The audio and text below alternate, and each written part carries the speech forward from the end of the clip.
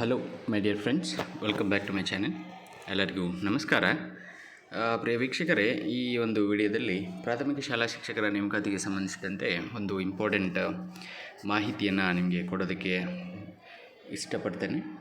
ಅದು ಏನಪ್ಪ ಅಂತಂದರೆ, ಈಗಾಗಲೇ ಒಳ ಮೀಸಲಾತಿ ಸಮಸ್ಯೆ ಬಗೆಹರಿದಿದೆ. ಈಗ ಸದ್ಯ 13,000 ಶಿಕ್ಷಕರನ್ನು ಭರ್ತಿ ಮಾಡುವಾಗ ಕಲ್ಯಾಣ ಕರ್ನಾಟಕದಲ್ಲಿ 5,600 ಹುದ್ದೆಗಳನ್ನು ತುಂಬಬೇಕು. ಮತ್ತು ಕಳೆದ ತಿಂಗಳ ಟೆಟ್ ಪರೀಕ್ಷೆ ಆಗಿದೆ. ಅದರಲ್ಲಿ 1,50,000 ಜನ ಅರ್ಹರಾಗಿದ್ದಾರೆ. ಬೇಗ ಪರೀಕ್ಷೆ ಮುಗಿಸಿ ಬರುವ ಜೂನ್ ತಿಂಗಳಲ್ಲಿ ಆದೇಶ ಕೊಡಬೇಕು ಎಂದು ನಮ್ಮ ಪ್ರಮುಖವಾದ ಬೇಡಿಕೆಯಾಗಿದೆ. ಅದರ ಜೊತೆಗೆ ಶಿಕ್ಷಕರ ಕೆಲಸದ ಜೊತೆ ಒತ್ತಡ ಕಡಿಮೆ ಮಾಡಲು ಕೂಡ ಬಿಸಿಯೂಟ ಜವಾಬ್ದಾರಿ ಹಾಗೂ ಆನ್ಲೈನ್ ಕೆಲಸದಿಂದ ಕೈಬಿಡಬೇಕು. ಈ ಕೆಲಸಗಳಿಗಾಗಿ ಕಂಪ್ಯೂಟರ್ ಆಪರೇಟರ್ ಹುದ್ದೆಗಳನ್ನು ಕೂಡ ತುಂಬಬೇಕು ಎಂದು ಆಗ್ರಹಿಸಿದರು.